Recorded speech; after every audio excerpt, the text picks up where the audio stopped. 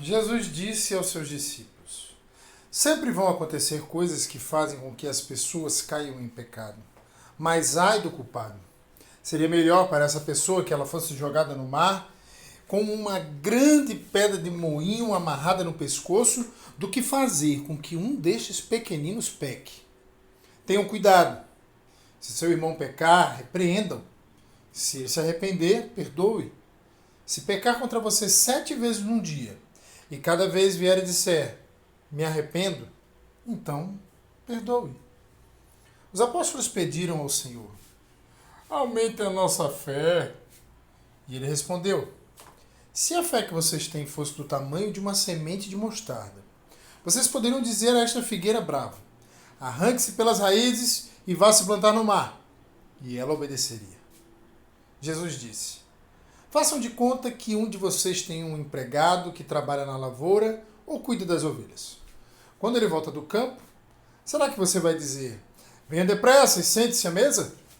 Claro que não.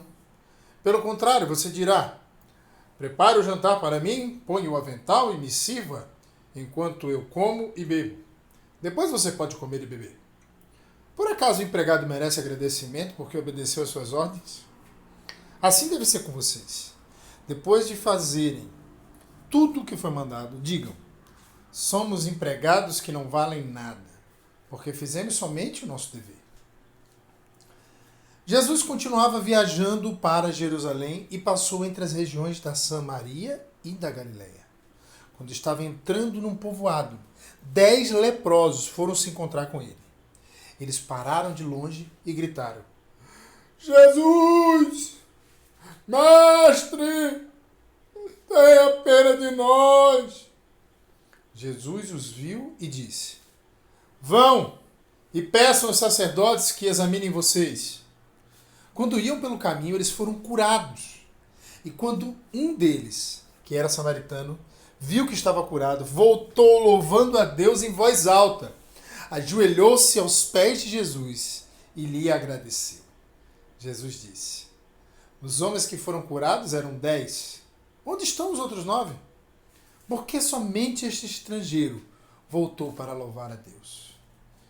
E Jesus disse a ele, levante-se e vá. Você está curado porque teve fé. Alguns fariseus perguntaram a Jesus quando ia chegar o reino de Deus. Ele respondeu, quando o reino de Deus chegar, não será uma coisa que se possa ver. Ninguém vai dizer, vejam, está aqui, ou está ali, porque o reino de Deus está dentro de vocês. Então ele disse aos discípulos, chegará o tempo em que vocês vão querer ver um dos dias em que o Filho do Homem já tiver chegado, mas não verão. Alguns vão dizer a vocês, olhem aqui, ou olhem ali, porém não saiam para procurá-lo.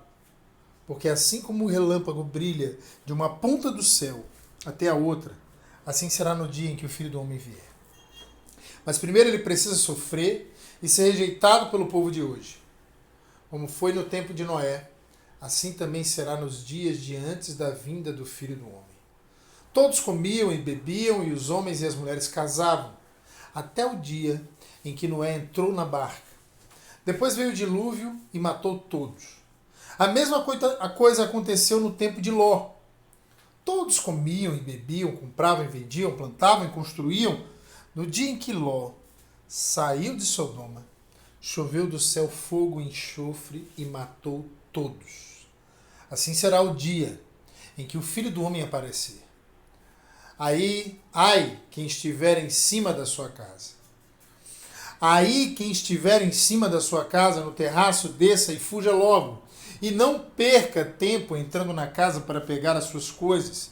E quem estiver no campo, não volte para casa. Lembre-se da mulher de Ló. A pessoa que procurar os seus próprios interesses nunca terá a vida verdadeira. Mas quem esquece a si mesmo terá a vida verdadeira. Naquela noite 2 pessoas estarão dormindo numa mesma cama. Eu afirmo a vocês que uma será levada e a outra deixada. 2 mulheres estarão moendo trigo juntas. Uma será levada e a outra deixada. Naquele dia, 2 homens estarão trabalhando na fazenda. Um será levado e o outro deixado. Então os discípulos perguntaram: Senhor, onde vai ser isso? Ele respondeu: Onde estiver o corpo de um morto, aí se ajuntarão os urubus. Jesus contou a seguinte parábola, mostrando aos discípulos que deviam orar sempre e nunca desanimar. Em certa cidade havia um juiz que não temia a Deus e não respeitava ninguém.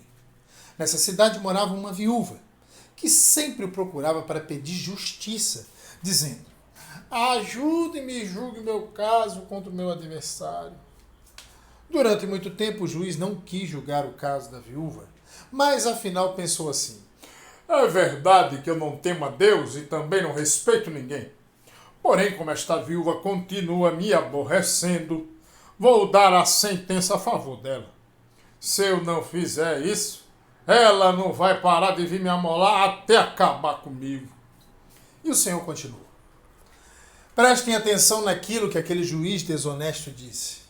Será então que Deus não vai fazer justiça a favor do seu próprio povo, que grita por socorro dia e noite? Será que ele vai demorar para ajudá-lo? Eu afirmo a vocês que ele julgará a favor do seu povo e fará isso bem depressa. Mas quando o Filho do Homem vier, será que vai encontrar fé na terra? Jesus também contou esta parábola para os que achavam que eram muito bons e desprezavam os outros. 2 homens foram ao templo para orar. Um era fariseu e o outro cobrador de impostos. O fariseu ficou de pé e orou sozinho assim: ó Deus, eu te agradeço, porque não sou avarento, nem desonesto, nem imoral, como as outras pessoas. Agradeço-te também, porque não sou como este cobrador de impostos. Jejuo 2 vezes por semana e te dou a 10ª parte de tudo o que ganho. Mas o cobrador de impostos ficou de longe e nem levantava o rosto para o céu. Batia no peito e dizia: ó Deus, tem pena de mim, pois sou pecador. E Jesus terminou dizendo: eu afirmo a vocês que foi este homem, e não o outro, que voltou para casa em paz com Deus.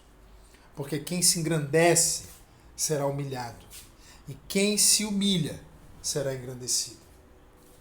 Depois disso, algumas pessoas levaram as suas crianças a Jesus para que ele as abençoasse. Mas os discípulos viram isso e repreenderam aquelas pessoas.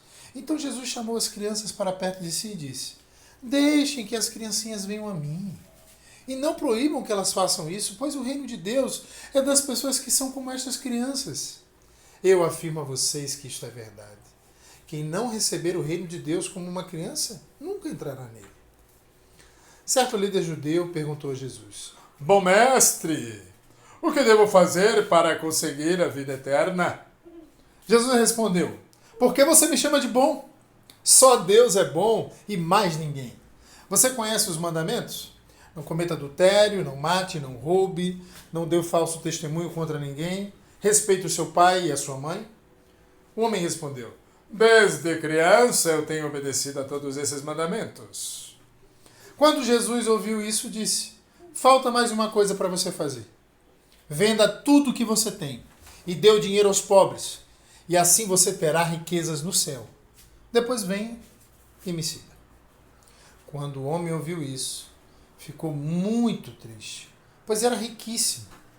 Vendo a tristeza dele, Jesus disse: como é difícil os ricos entrarem no reino de Deus. É mais difícil um rico entrar no reino de Deus do que um camelo passar pelo fundo de uma agulha. Os que ouviram isso perguntaram: então, quem é que pode se salvar? Jesus respondeu: o que é impossível para os seres humanos é possível para Deus. Aí Pedro disse: veja, nós deixamos a nossa família e seguimos o Senhor. Jesus respondeu: eu afirmo a vocês que isto é verdade. Aquele que por causa do reino de Deus deixar casa, esposa, irmãos, parentes ou filhos, receberá ainda nesta vida muito mais, e no futuro receberá a vida eterna.